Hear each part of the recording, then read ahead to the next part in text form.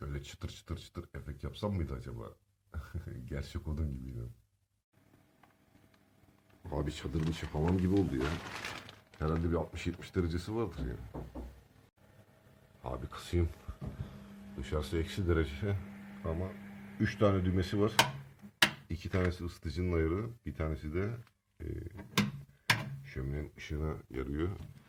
Bakmayın böyle ufak tefek olduğuna. Yani 30-40 metrekare bir odayı ısıtıyor artık da. E, Dış mekanda kullanırsanız 4-5 metrekare cam balkonlu bir yeri dışarısı eksi 5 derecelerdeyken ısıtıyor.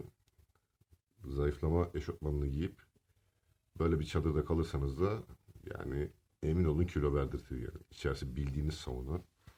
Abi cihaz mükemmel ya. Herkese tavsiye ederim ya. Yalancı şömine ama sıcaklığı gerçek şömine. Yani bildiğiniz güzine sobasından daha çok sıcaklık veriyor. Tavsiye ederim abi. Görüşürüz. Kendinize iyi bakın.